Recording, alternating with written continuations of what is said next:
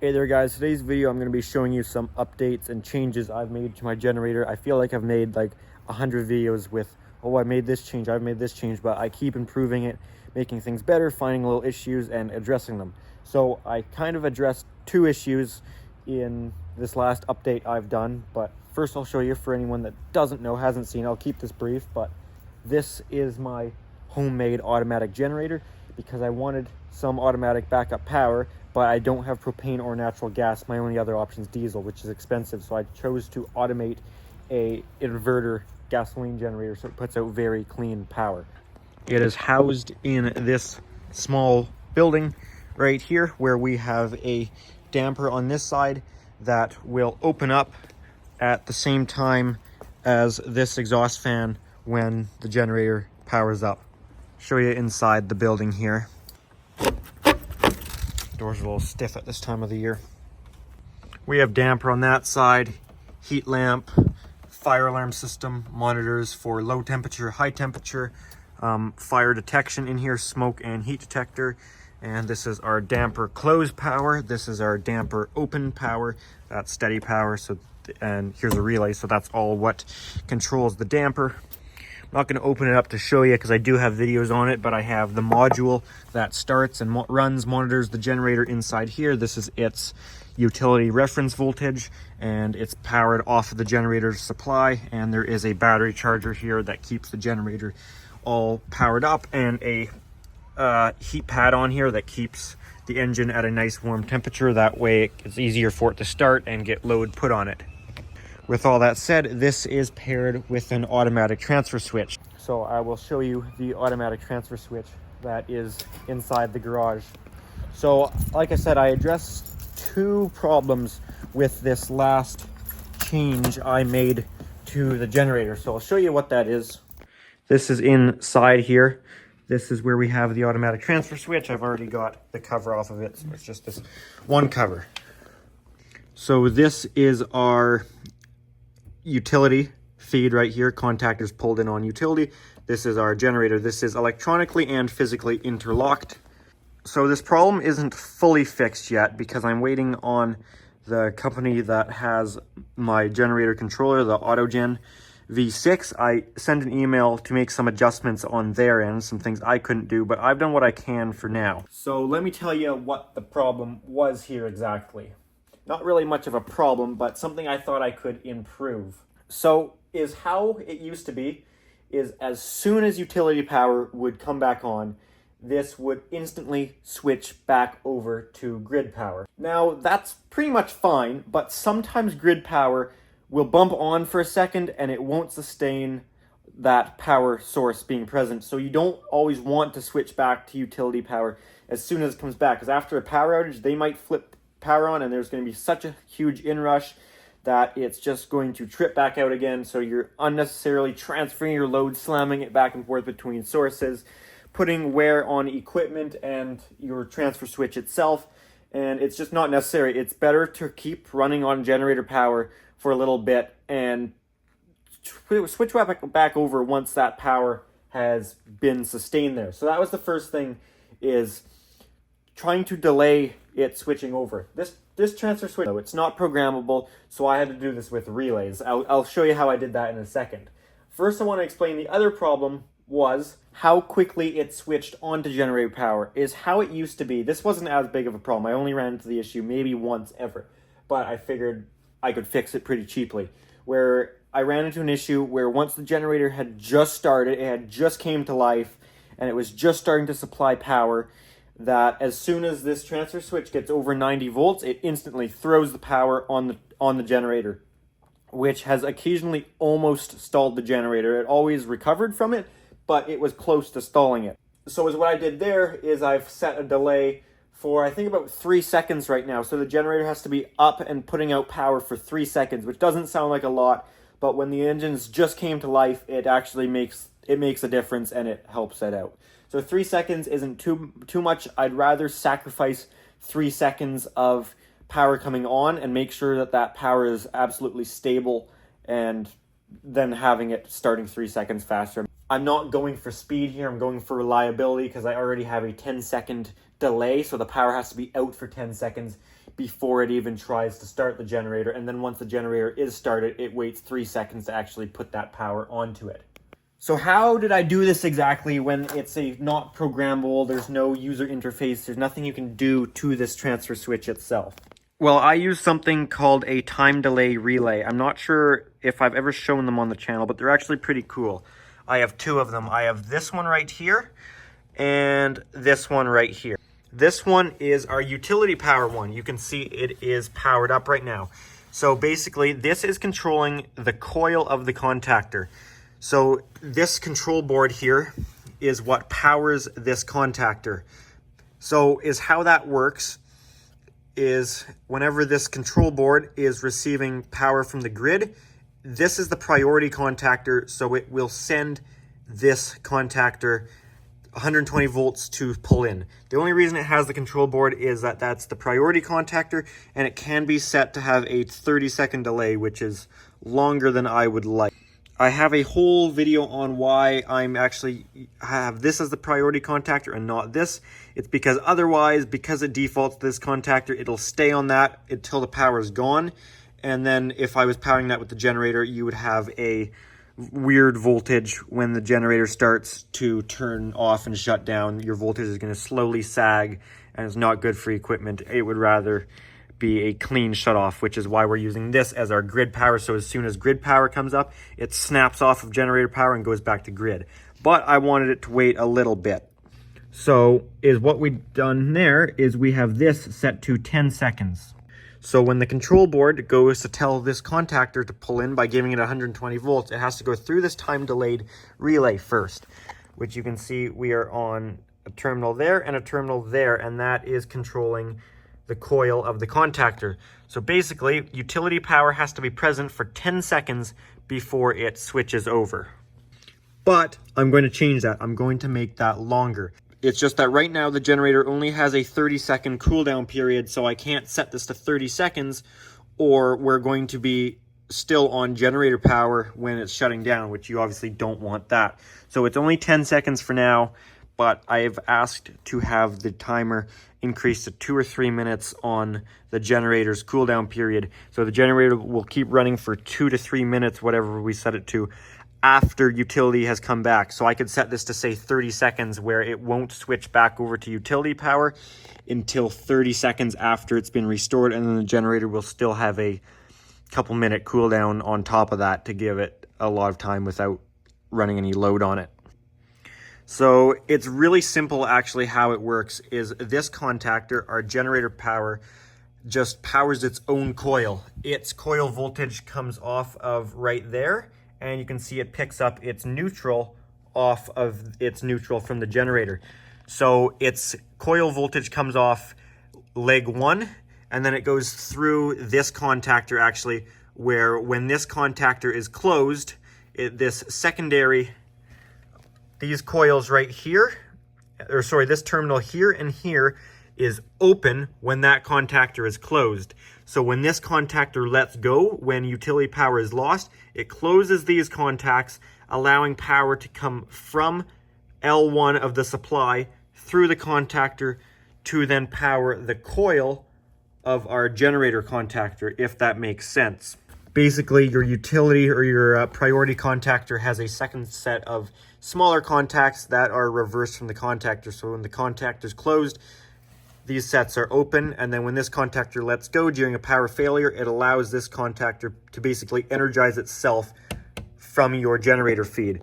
But because I wanted a slight delay, I installed this relay. This relay needs a neutral, so it's picked up off of all of these neutrals, which are tied together, because the generator also needs a utility reference, so that's sharing that neutral. So this relay is what is breaking the actual coil voltage for this contactor. So the coil voltage has to be there for, it looks like about, well, maybe 3 seconds, because it looks like it should be 7 seconds, but it doesn't actually start reading until you're past the 5, if that makes any sense. So it's actually about 3 seconds.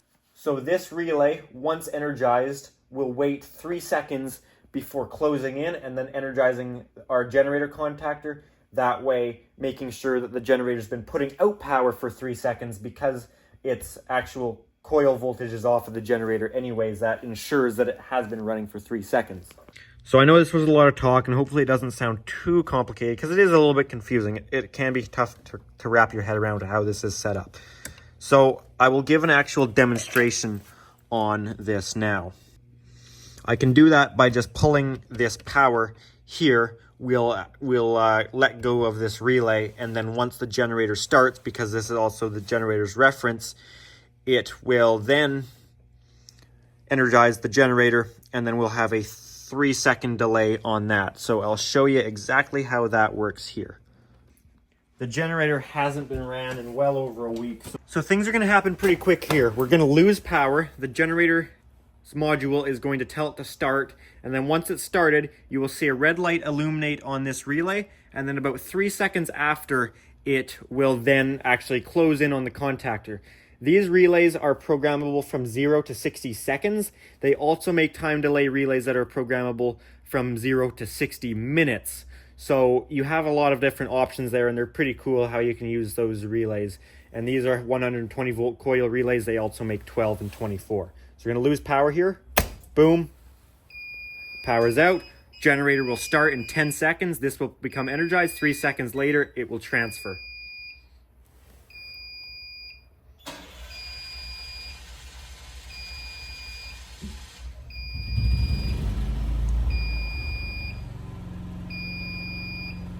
Boom, 3 seconds after.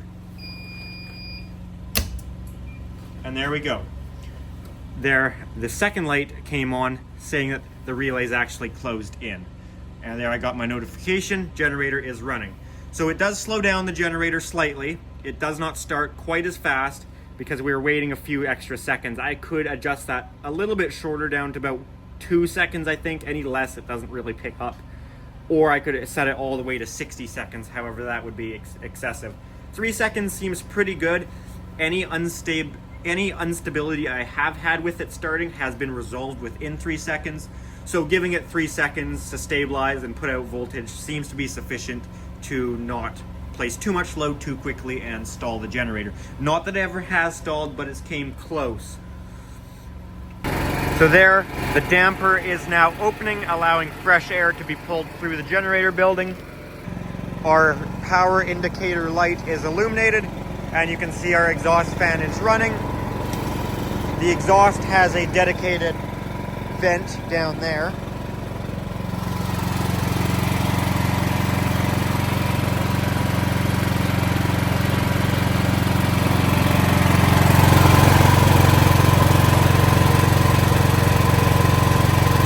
This is running on eco mode. If you turn it off, the RPM will come up.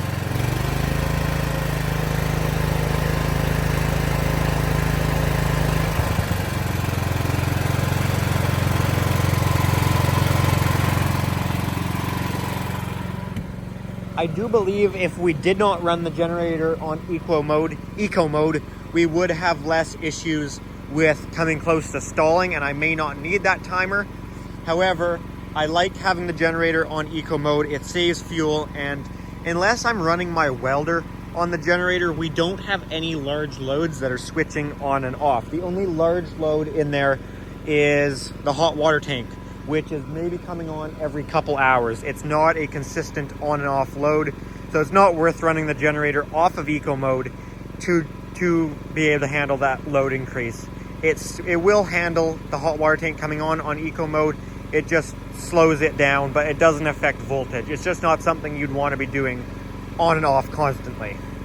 Hopefully that makes sense and is understandable. It's just for running something really heavy load, like when I'm welding, I'm not going to run it on eco mode. I'm not worried about fuel consumption. I'd rather have that RPM up and be able to take a large load hit and recover from it really quick. It still will recover. It's just a little bit more work for it to do that, and I don't think you'd want to be doing it constantly. So you can see that is running just fine. I'm doing this video as my weekly startup, but it's been more like a week and a half or 2 weeks. I've been forgetting to do it. this generator is fairly quiet. A lot of people really talk crap on this setup. I've had a lot of comments saying that this is a piece of shit and this is just terrible, it's slow, it's bad, which I will be honest, it is not the greatest generator setup ever. A store-bought generator, something that's produced by a company, will probably have a better setup and will be better automated because the transfer switch will probably work with the generator a little better. I had to work with what I had here. I couldn't spend 20-30 grand on a diesel setup, and I don't have natural gas and I don't have propane. So I had to use a gasoline setup, which this generator puts out really clean power.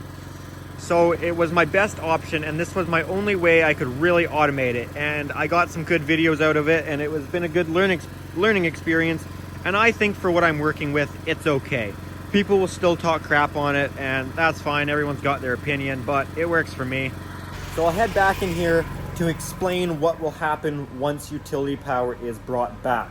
Once I plug that fuse in, this relay will then get energized to basically switch back to utility power. So the only difference is that now to switch back from utility power, we have probably almost a 10-second delay. And I do plan on increasing that delay to say 30 seconds. So once the utility power comes back after a power outage, it will take 30 seconds of that power being present before actually switching off of generator power to the utility power, because I'm going to have the generator set to run for an extra 2 or 3 minutes. So we'll be able to do that. It's just that right now our generator only runs for an extra 30 seconds, so we can't be running it on generator power for any longer than like 20 seconds realistically to still give it a chance to run without load. But it will be increased to 2 minutes, so then we can wait 30 seconds before transferring load. Hopefully that makes sense. Basically, we're waiting a delayed amount of time before switching load back over after a power outage, and the generator will be waiting a set amount of time before actually shutting down, which you always want its shutdown time versus the load transfer time to be different. You want your shutdown time to be longer than your load transfer. So we right now are transferring in 10 seconds, shutting down in 30. We will be transferring in 30 seconds, shutting down the generator in say 3 minutes to then give it 2.5 minutes to run without load on it to cool down. So that is the main thing. This was just a short delay up there of actually energizing the coil of the emergency power side. I do think this is working pretty well though now.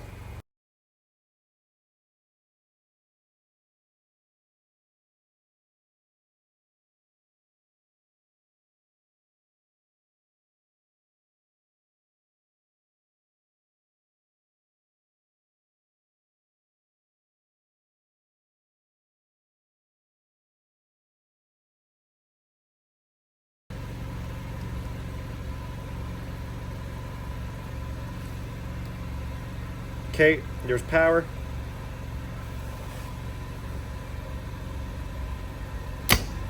And there you go. Now load transferred. And then the generator should shut down in about 20 seconds.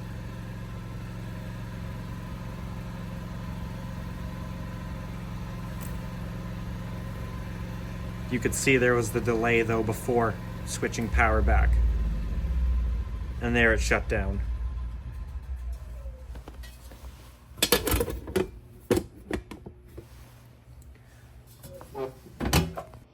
So there, that should explain how that now works. Here's somebody's smoke alarms going off. I don't know what's going on with that. But anyways, that's my update to the generator. Okay, I'm hoping that made at least some amount of sense. And remember, that's not how this is going to be staying. It's going to be the same concept, but the timing is going to be adjusted. The generator is going to run for 2 or 3 minutes after power is restored. And the timer to actually switch, the transfer switch over, is going to be increased to say 30 seconds, so it can run 30 seconds extra on generator before switching back to utility. Once it's came back on, it'll just wait 30 seconds, and then a minute and a half or 2.5 minutes later, whatever it ends up being, the generator will then shut down. I thought I would show this though to show the adjustments and show off those delayed action time delay relays, because they're kind of a cool thing that I don't think I've ever showed before, and they can do quite a bit of things. They're pretty useful. They're not that expensive either. They're like $16 each. I think I paid for them, and I bought some extras and some 12-volt ones just to have around. So yeah, guys, if you enjoyed this video, make sure you give it a thumbs up. Hope you guys did. If you do have any comments or questions, feel free to leave those down in the comment section. And I do have an Instagram account at Pickle700 for bonus content posted earlier than you'd see it on YouTube, bonus stuff like that. So if you're interested, feel free to check that out. Alrighty, guys, thanks for watching.